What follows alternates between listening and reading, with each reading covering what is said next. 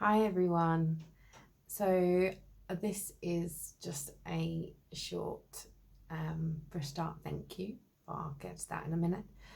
This is just a short video, just an update really. I have had a few messages from a few of you, which has been really nice.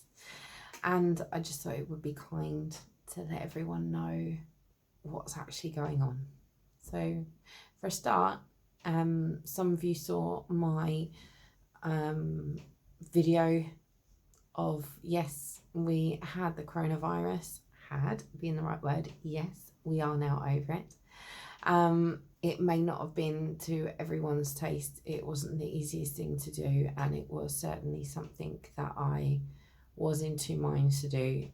I think because of the craziness of the world right now, I don't think anyone can say right from wrong online in regards to opinions about pretty much anything, anyone's situation. It's crazy out there, but I did decide to do it purely because the more and more I saw of people not following the rules and not, I wouldn't say not believing, but being too skeptical, and just thinking that it wouldn't happen to them. Well, I wasn't one of the people that was acting all crazy when this first started going around. There was a lot of people around me that were very anxious about the situation. Obviously, everyone was listening about it from China, and then it was coming closer and closer. And I was one of those people that was like, we're going to get it. It's going to hit us. There's nothing we can do about it. And we just have to take each day as it goes. And I still live by that now. We don't know what's going to happen overnight. Every day changes. The numbers are up, they're down. One country's getting over it and they're not. And, this second wave of China now, it's that they're suspecting it's a scary atmosphere to be around. But I did do the video because I just thought, do you know what? I was reading comments of people doing the videos, and obviously the newspapers doing articles and stuff, and there were obviously divided opinions, but there were also people actually commenting on these things and saying, wow, do you know what, I wasn't taking this seriously, but after watching that, I'm going to be I'm going to be a bit more careful. And so I just thought, well, if I can just make one person turn around and go, geez, I don't want this, okay, I'm going to be a bit more sensible, then it was worth doing. So that was my reasons behind doing it. A lot of you, I wasn't obviously on social media. I did unfortunately get worse after that. And it did get to the point of, do I go into hospital now? My doctor was calling us daily because my daughter had it as well, which wasn't ideal. I think it's most parents' worst nightmare when your kid falls ill and you fall ill for both of your sakes. But when it came to this, I have my fibro as well, so I guess it was one of those things like if I'm gonna get it, it's gonna bloody hurt. Like it's not gonna be nice regardless. But what I hadn't considered or even contemplated the thought that me and my daughter would fall ill, and so ill at the same time, and have to be quarantined, that nobody could come and help us. I think maybe we sometimes, I am known to be stubborn and do things on my own, but when you become so ill and your kids become so ill, you don't want to take the risk, so you take all the help you can get. And in these times, you couldn't. You couldn't. Well, it got to the point, the doctors called and said they were severely concerned. My daughter had shown signs of improvement, which was great. I mean, we did both. It is true. You get a second, it's like a second wave. It's like your body has it. Actually, no, do you know what? A good metaphor for it is like a hurricane. So they always say, man, with a hurricane, you get really strong winds, don't you? And really crap weather. And then they say it goes silent.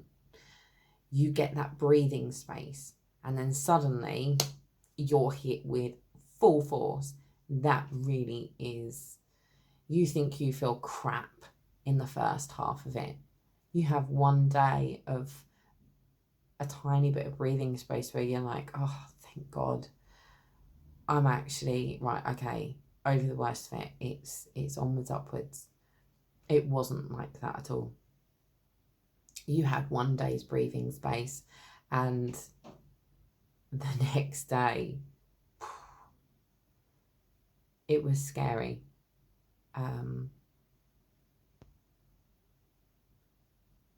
It was probably, in regards to being a parent and a kid, the most unnerving, uncertain thing that I've ever been through, and I do not wish to go through it again. It got to the point she was begging me to do something to take it away. She was crying. She was just constantly saying, Mum, please do something, do something. And of course, when they have the flu or sickness or whatever, you can get some kind of medicine to give them the tiny bit of pain relief or, something. And with this is nothing. And drink water. That is literally, that's all you can say or do. And when you are lying there, and for 3 days I struggled.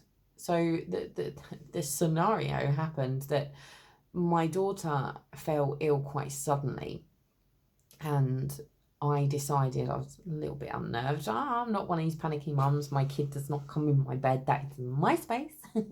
So we have a spare mattress. And so the spare mattress came out, and I was like, okay, I'm going to sleep in her room tonight. So she was feeling really rough. So we put a movie on, and had a sleepover, and really bad night with her. And she's very, very, very ill. So I was like, okay, something's not quite right here. And I had to consider that she'd got it. But the next morning I woke up and Jesus, I had no inkling whatsoever. All I had was a small headache the night before. I didn't think much of it because you get it with fibro, and I was tired, I was exhausted. Obviously she'd had a rough day, and I'd been up early. She'd got up at like 4 o'clock in the morning feeling rough that day, so I just put it down to that. And the following day I got up, and Jesus, when they say you feel you've been hit by a train, like, okay, I've got fibromyalgia, but for me, I felt like someone had knocked me unconscious overnight and broke every bone in my body. Like, there was just not one piece of me that didn't severely hurt. But as the days went on, like I say, she seemed to be like a day ahead of me. And yeah, so when I thought she was perking up, she went down, and then I had my perk up day, and then I went really down. But yeah, our doctors phoned and said that we're really concerned. You've got to consider having an ambulance out, because it had got to the point where I was coughing so much I couldn't. I don't know whether it was the anxiety or not as well of it, but it was like when you breathed in, there was glass, like little shards of glass in your chest. And so you wasn't actually taking a normal breath. So you was actually getting less oxygen because you was taking shorter breaths, but the same amount of breaths. And then when you did take a deep breath, you coughed. And I mean, we literally did not eat for days. You just didn't want to. The taste, everything was just wrong. It's so strange being 35 years old and going down with an illness that I'd never felt before. So you have flu and that, and even though one year you'll have it worse than another year, you still know what flu feels like and tastes like, and tonsillitis and that. You can gland fever, anything. You know that feeling, so you kind of know what's wrong with you. But this was alien. It wasn't okay. You didn't know if there was going to be another symptom to follow. You didn't know when this symptom was going to end, because, you know, I guess we're so used to having timelines and stuff. It's like sickness and diarrhea. Give yourself 48 hours. You know, the flu, give yourself 2 weeks. It's strange, and there was really nothing. And so yeah, and I said no on the Friday. I was like, no, it's honest, it's fine, like, I'm still resting. I was still on the mattress in my daughter's room. That is pretty much where I stayed. But by the Friday, that was a Friday morning, and by the Friday afternoon I was passing out, just going to the bathroom, and my daughter had started to recover. So she had started eating, but unfortunately, there was a scary scenario where I'd made it with her help to the bathroom and collapsed on the toilet. So she was holding me up, and I was gagging, and I was coughing, and I was trying to get air, and I could hear her keep saying, Mum, and she was joking and laughing, going, "Ooh, don't like them noises, like, you're making me feel sick." And then it kept going, and she started getting more anxious. She was like, Mum, say something. And I remember in my head, I was trying to shout and say something, and nothing was coming out. And that happened again on Saturday. Every time I got up to go to the toilet, I don't know whether it is, I think it was a combination of things. I was in so much pain. I was on 100 ml tramadol for my fibro. I was trying to get air. I was coughing. I was weak. I'd been ill for a week by then. I hadn't eaten in like 4 days. I was exhausted as well, because I was trying to look after her.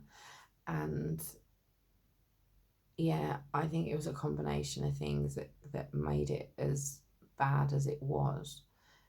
But on the Saturday, I text my other half, and I just said, if I've got another day of this, I can't do it. I've got nothing left in me. And it was not like me to say that.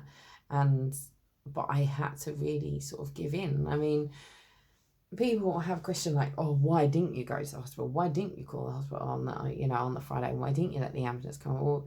Well, the thing is, as a mum, and I mean, yes, okay, my daughter's 11, but she's got suspected autism. She's got, her own battles. She's got really high severe anxiety. It's hard. Because when somebody says, okay, like, you've both been ill with it, so, if we come, we'll take you and you'll be separated. I was thinking, I can't do that. I can't do that to her. And she was recovering as well, but because you couldn't be with anybody and she had it, she had to be quarantined. And I didn't know what to do. And I mean, you don't sleep with it. I mean, I hadn't slept for any longer than an hour at one point, for days as well. And I just said to the other half, I really can't do this. I don't think I can do this anymore. And I said to him, if I get up in the morning and I'm this bad, I've got no choice. I've got to call an ambulance. And yeah, so that was pretty much it. We took it by the hour. Must have been about, I don't know, I remember seeing 3 o'clock in the morning. And then I don't remember much. And I remember waking up about 7:15. And it was like someone had just clicked their fingers. And I suddenly felt not majorly better, but better enough that I could, well, I wasn't passing out, and I made it down to the sofa on that day, and luckily that was Mother's Day. So when my daughter got up and I wasn't just this mold on the floor, she was really relieved, bless her. And she gave me my Mother's Day stuff in a carrier bag. And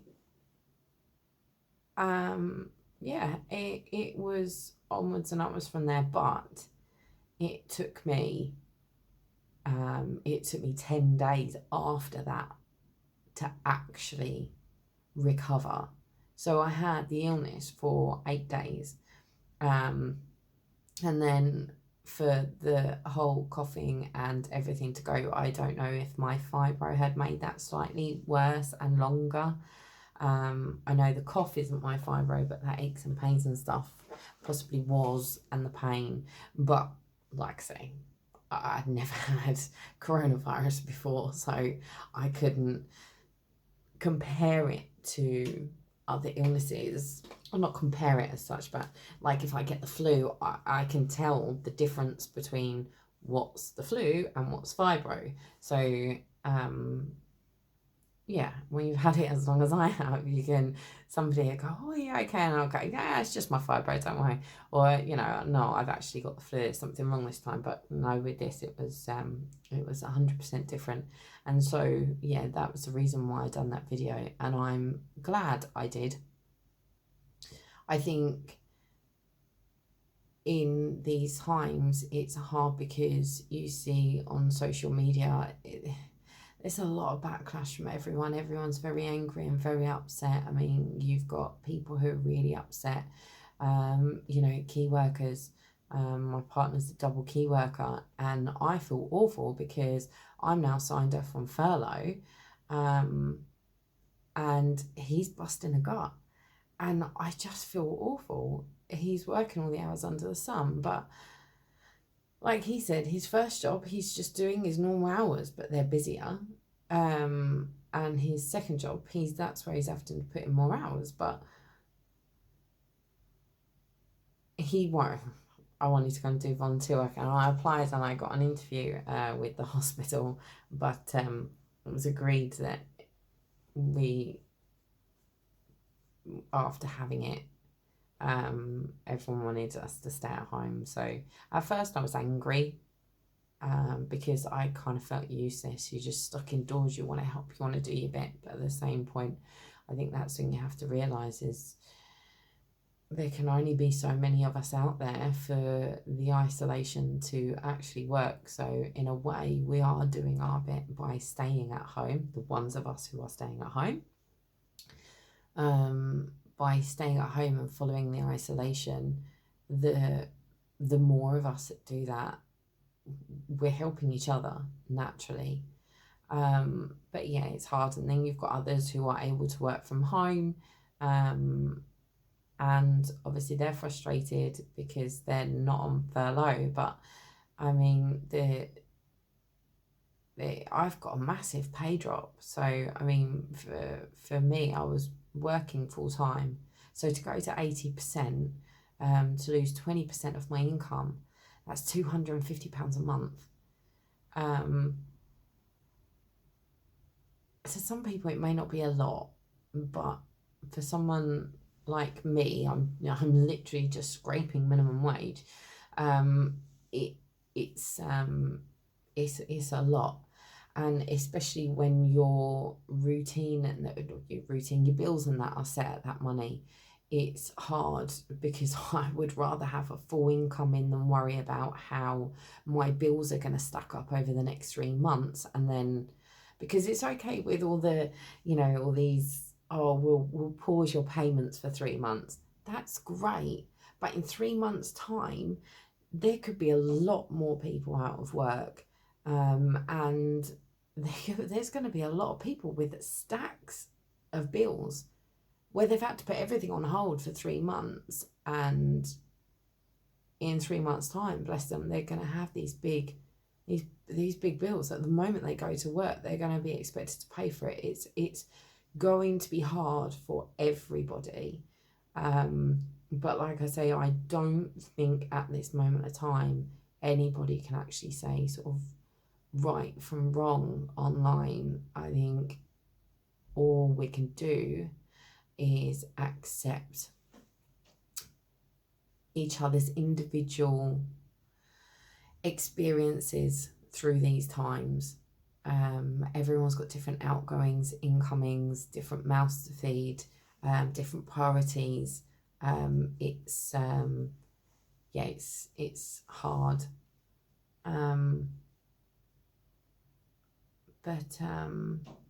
Yeah, that's pretty much it. I just sort of wanted to, like I say, I'd had quite a few messages. I think I've replied to everybody. If I have missed somebody out, please just send me a fist punch, should I say, in a message and say, oi, I think I've replied to everybody now, and I can't thank everyone enough for contacting and checking up on us. But we are fine. I am doing my best at homeschooling, which is hard when you have a child who is under SEN at school and they have certain help, because I don't actually know what that help is, so I can't implement that help at home. So that's a challenge for me at the moment. But we've done camping indoors. I cut the bamboo down outside. I moved that indoors, put that all around the house as well. We've incorporated Bear Grylls and Steve Backshall into our homeschooling timetable, schedule. As you can see, there's examples of homework notes pinned to the wall. I have redecorated every room in the house but the bathroom, because that needs retiling and I don't have the stuff in the house to be able to do that.